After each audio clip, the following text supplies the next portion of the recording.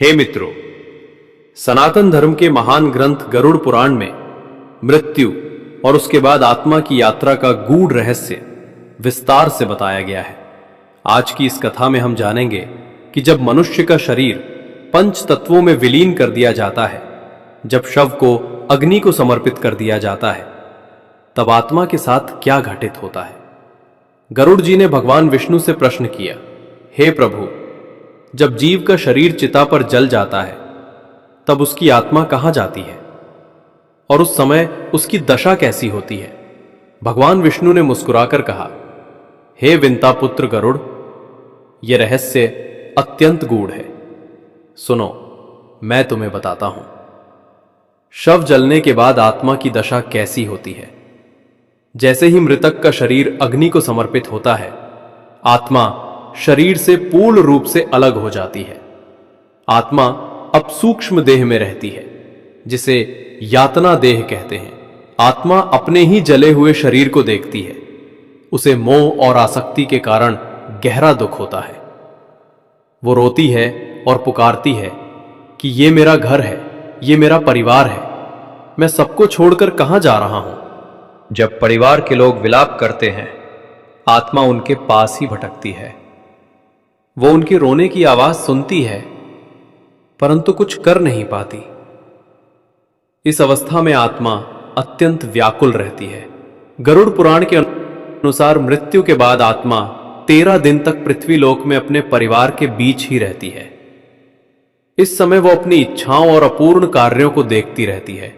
इसलिए सनातन धर्म में 13 दिन तक श्राद्ध और पिंड दान का विधान है, जिससे आत्मा को शांति और आगे बढ़ने की शक्ति मिले। 13 दिन बाद आत्मा को यमदूत लेने आते हैं। वे आत्मा को उसके कर्मों के अनुसार यमलोक की ओर ले जाते हैं। अगर आत्मा पुण्यवान है तो उसे देवदूत दिव्य पुष्पमालाएं पहनाकर ले जाते हैं। अगर पापी है तो यमदूत उसे कठोरता से बांध कर ले जाते हैं।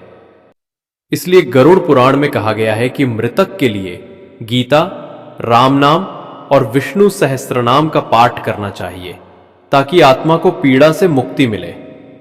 यदि परिवार पिंडदान, तर्पण और दान करता है तो आत्मा को बल मिलता है और वो आगे के मार्ग पर आसानी से जा पाती है। यदि कोई ये न करे तो आत्मा भटकती है और प्रेत योनि में फंस जाती है। यदि आत्मा ने जीवन भर सत्य, धर्म और भक्ति का पालन किया है तो वो यमलोक से स्वर्गलोक की ओर प्रस्थान करती है। अंततः उसे जन्म मरण के बंधन से मुक्ति मिल सकती है।